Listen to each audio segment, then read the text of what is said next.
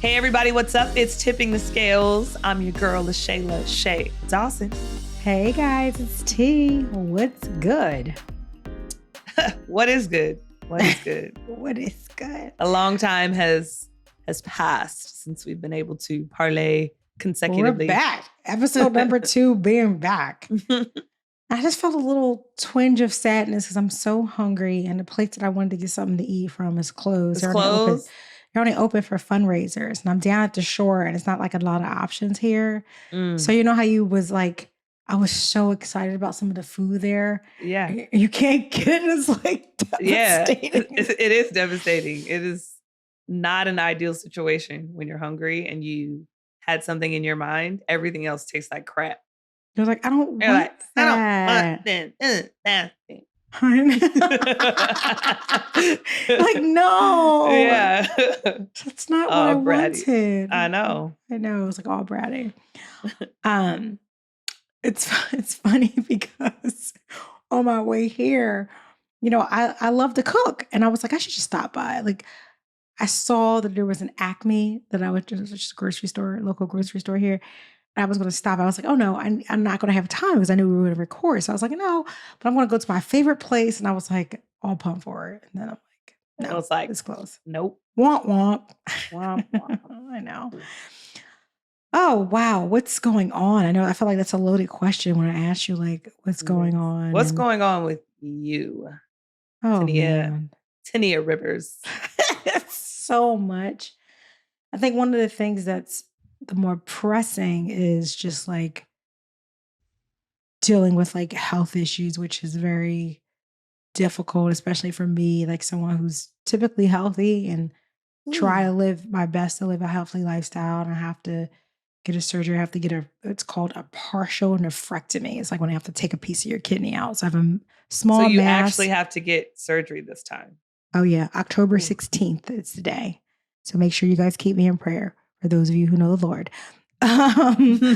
But yeah, the good news is it can be done with robotics because it's a very small slit and the doctor is like very good doctor, very like world-renowned physician who like created the robotics program at the hospital. Like he's like legit and goes around the country and teaches other doctors how to do like surgeries. So you don't have to cut so wide open and do a little slit and go with robotics. And so that's the good news. I mean, not so great news is no one really wants us to go through like a serious surgery. I mean, the downtime he said is I'll probably be like feeling like crap like the first 3 days. One night in a hospital, so you stay overnight.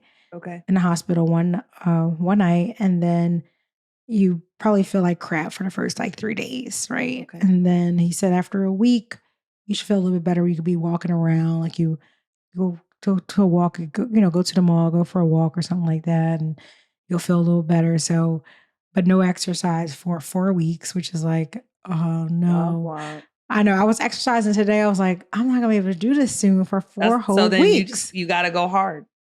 Yeah.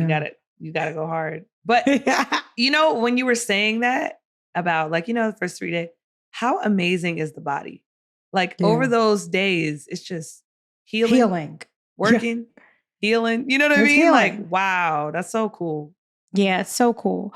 But, what made me think, one word kept coming to mind as I'm going through all of this and knowing I have this really serious surgery coming up, but thankful to God that it was found early so I can get this partial nephrectomy and still, have full functioning of my kidneys, which is good. Mm-hmm. But one word kept coming to mind as I thought through like this whole process and even want to think about like your situation, which I'll let you talk a little bit about more. You talked about it on the first episode, but in case you wanted to talk about it again, is perseverance.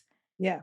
And how important it is in life that we have to persevere no matter what. And life is, we use this terminology, we be lifing. Life be lifing. Life be lifing. Mm-hmm. But what's certain and is true is that life will bring about so many different obstacles in your life. Mm-hmm. And you're going to have good times, you're going to have bad times. And sometimes you hit a wall. But what you can't do is just fold. You have to persevere. And, the textbook definition of perseverance is persistence in doing something despite the difficulty of it, that you're going to basically fight your way through. Yeah. Right. And having persistence. So that's what perseverance mean. And for me, this is my big hurdle that I have to push through, which, sometimes I think about it and I get sad and why me? And, I get emotional thinking about the coulda, for me, like just dealing with, I've been someone who have dealt with anxiety too, because like anxiety is like the fear of the unknown. And, it's, you don't know. And that to me is scary in itself, but I know that this is something I have to do. And despite how difficult that I may believe that it is, I know that it's something that I have to, I have to persevere. Yeah. And keep going. Yeah. And, to piggyback off that, like you said, despite, and that's the word that comes to mind, despite it all, despite what you're going through, keep going. Yes. Keep walking forward, keep going through those doors, keep doing what you have to do. Maybe you have to alter it a little bit. Maybe you have to do some things differently.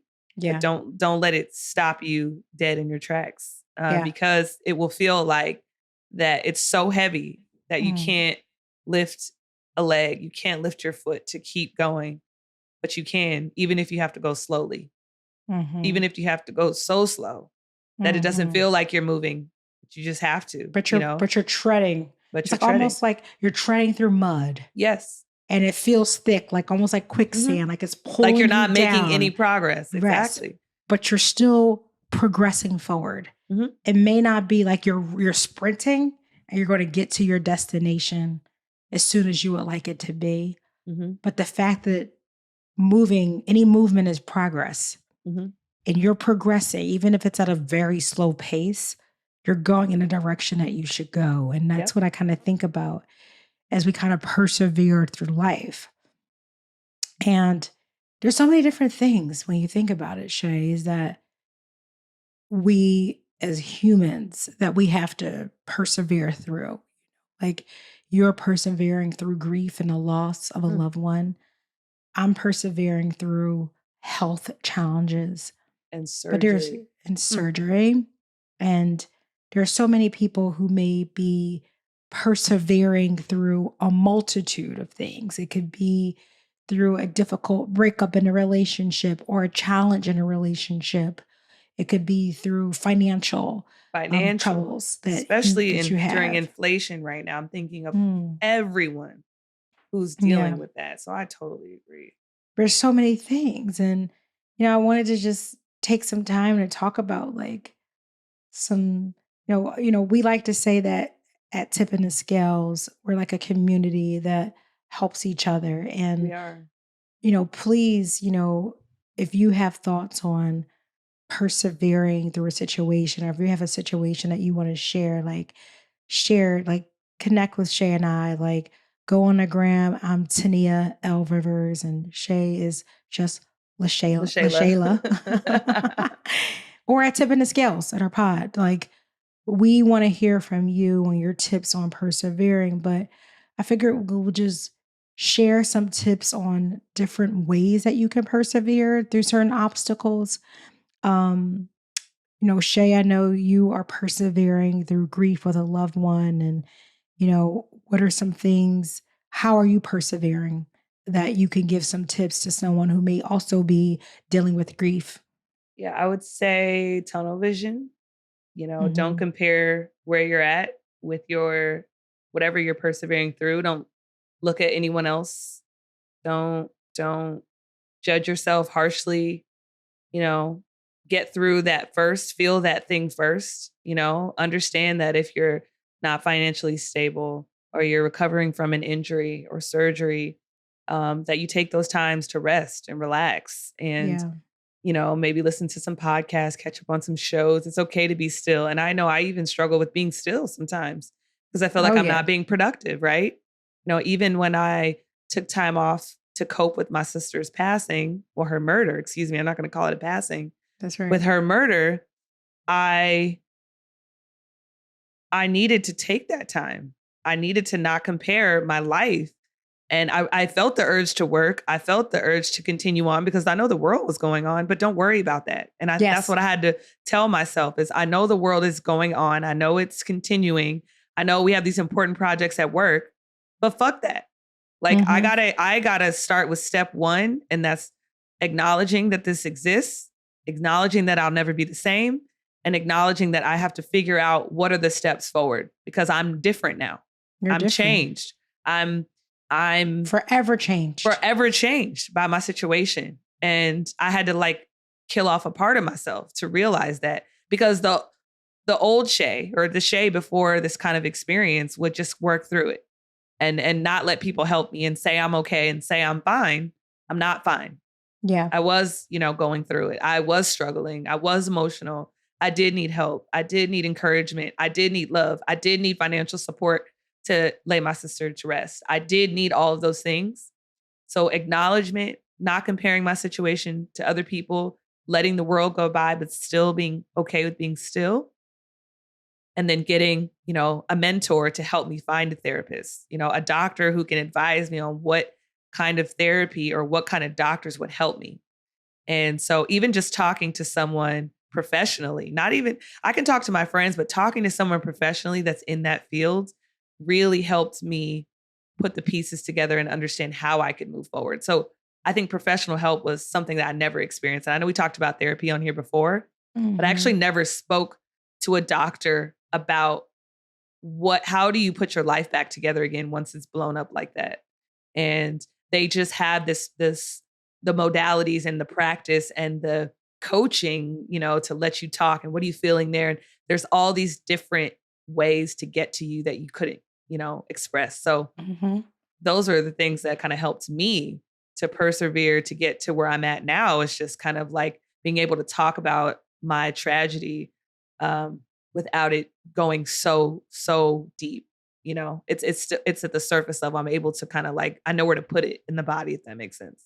Yeah, absolutely. Makes 100% sense. And I think some of the things that you're doing now to persevere the loss and the murder of your sister is some of the things using those same tips within my life with dealing with, this health scare that I have to tackle is one, sometimes when you have this health, it's like you want to pretend like it's not there and ignore it, like it's going to go away, like you're magically going to get healed.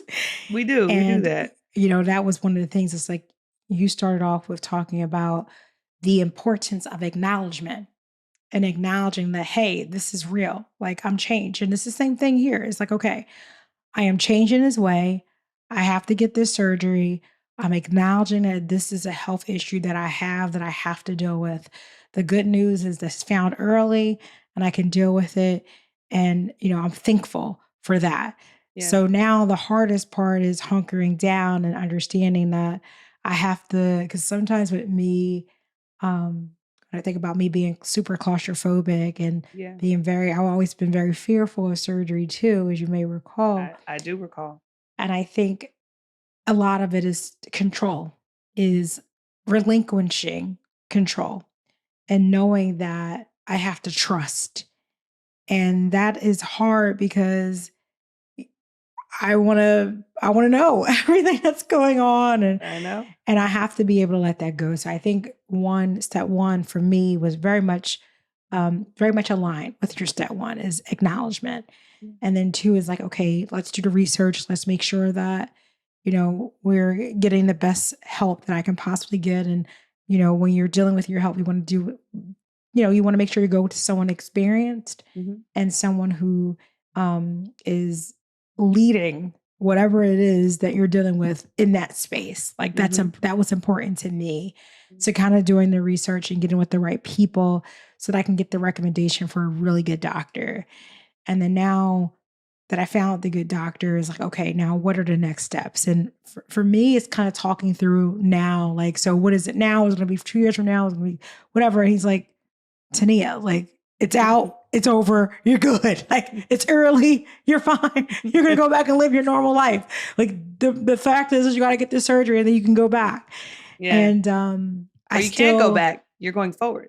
You're going forward. Oh, I love that. You're not but you're going going forward, but you're going forward with knowing that you're still going to be healthy. Like, it's because in my mind, I'm like, oh, I'm not healthy anymore. I'm not. It's like, you're still like, he's like, don't think that. And it was my other doctor who reminded me, and it felt good because I was like, oh, I've been doing all this stuff and now I got to get surgery. Like, why be even healthy if this is like the end result? And he said, Tania, like, it's not related. Be thankful. Like, one, no, it's not related, but two, because of your good health is why we think, like, why you're going to have such success. Like, your blood work is like textbook perfect. You're in good health. Like, this will be a different circumstance if it wasn't someone who was a healthy person. So don't take that for granted. So I think for me is, especially if you're someone who maybe has dealt with or dealing with anxiety around a situation, is the more education or awareness you can have helps combat that anxiety. Because anxiety tells you panic, you don't know, make your own assumptions immediately, right? Like, that's what that anxiety does. And then getting the facts and getting more education basically pushes the anxiety. I was like, no, you don't know what you're talking about. It nourishes Get the those facts. Things. Like, you start to run off with these things, but you're like, because I researched that and I know the truth. Literally run off is exactly what the brain does. It goes in its own direction and takes its own turn. But now I'm not going to. And then, and it's like, girl, relax. Relax. You don't know what you're not going to, and what you do know is that you need the surgery and get it done in order to be healthier and live longer. And live long. So, and those are things that you value. Or prevent it from progressing to something really bad. Exactly. So get it done so you can and that matters deal with it. And that matters to you because you want to be healthy. You want to be active. You want to be able to fly and do this and do that. And So that was stop telling yourself stuff. Okay. I will certainly make the effort. Okay. The other thing too is, using your resources to get help. So you're not, dealing with things on your own, because I can using your resources in this feeling of, fear, and let it consume me to the point that it's so difficult for me to look ahead, or I can utilize resources. So see a therapist to talk through my anxiety. Ooh. See if, talk to the doctor to get more education, talk to others who may have had similar surgeries so they can talk. So it just got us so good because I spoke to actually my ex-boyfriend a couple exes ago, had got a whole kidney removed.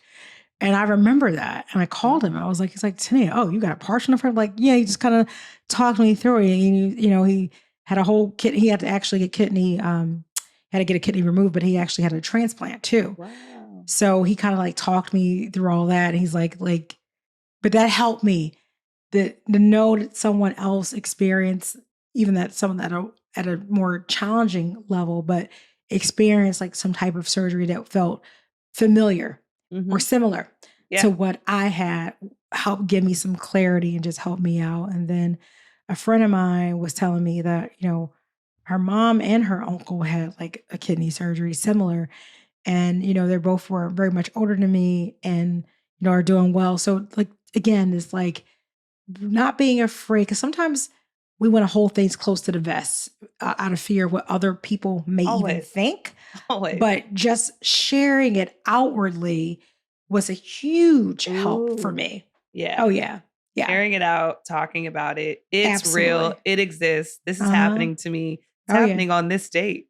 And exactly. So that it's not so emotional, because when you hold it in, you're the only person who knows. You're screaming inside.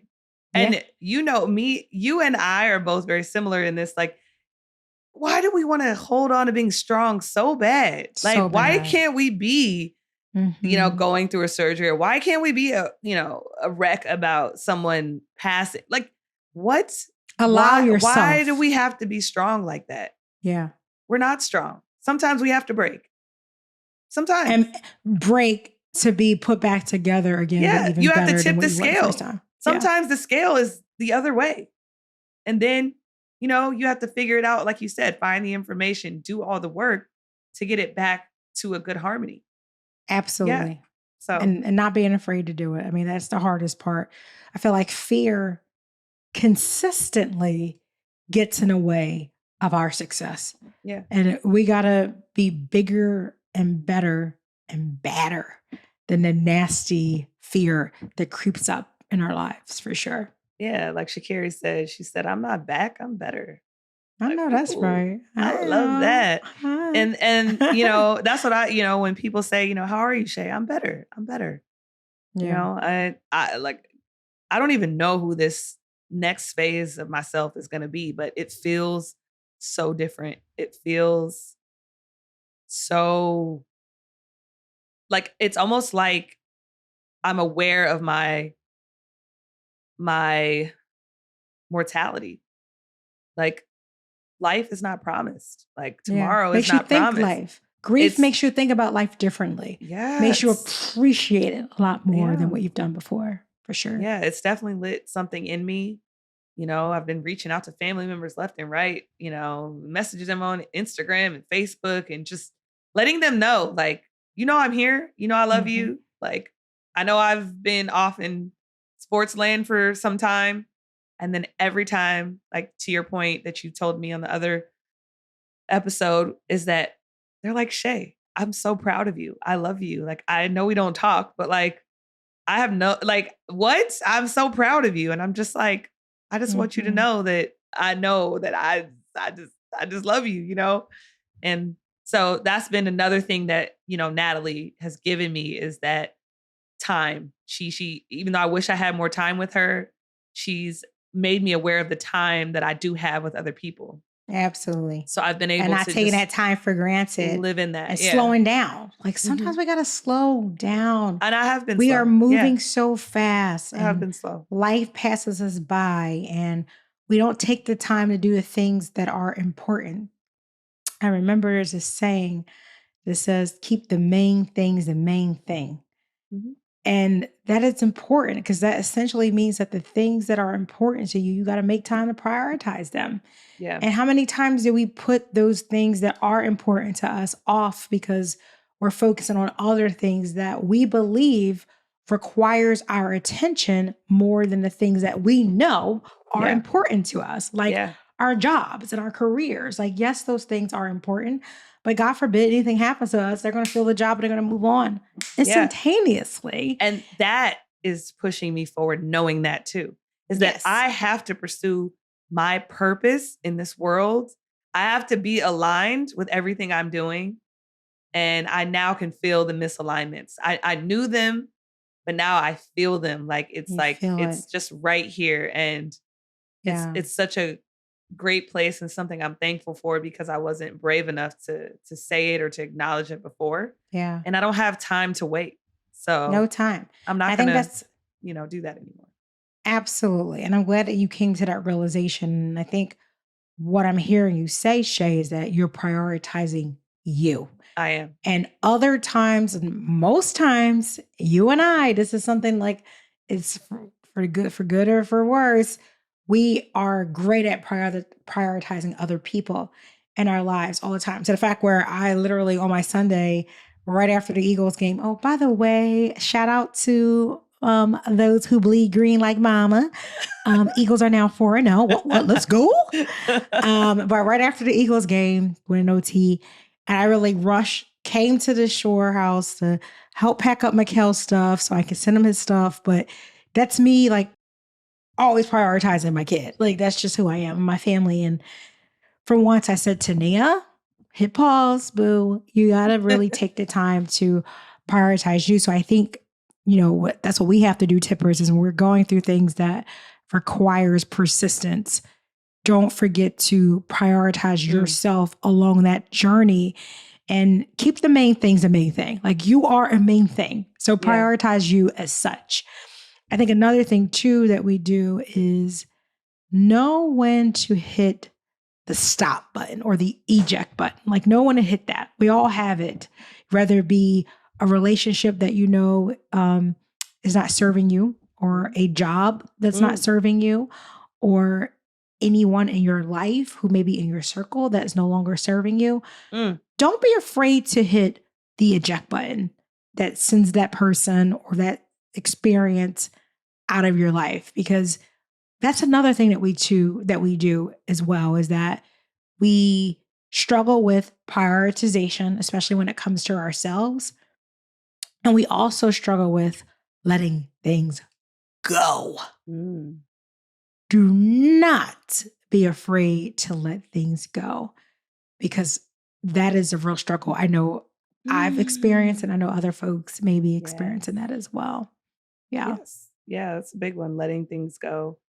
And how to know when it's time to let it go, is good practice. Asking yourself those questions all the time. And I think we got to ask ourselves questions more. Do I like how that felt? I didn't. Yeah. Then what? Right? Did I like the person that I was when I'm around you? Like, did I like that? Do I feel good about myself? Yeah. Like, am I losing myself? Can I be authentically who I am called to be? Yeah. Do I have to scale back when I talk to that person? Does my light offend these people? Yeah. And then we have to search out for the answers to those. And we know. And sometimes it's like about verbalizing it.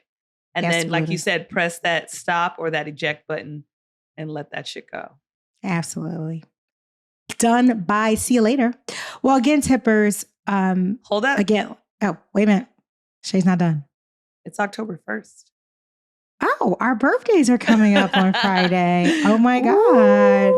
So make sure you guys show us some love. Happy birthday to us. Happy birthday to us. Happy birthday, happy birthday, happy birthday to us. Hey, October 6th, babies. We're going to come back and do a birthday episode. But hey, tippers, real thing. If you guys have persevered through something challenging in your life, let us know. We, again, have to be a community that helps heals each other. So shout us out at LaShayla, at Tania L. Rivers, or at Tibetan Scales, and let us know what you did to push past your obstacle. Deal?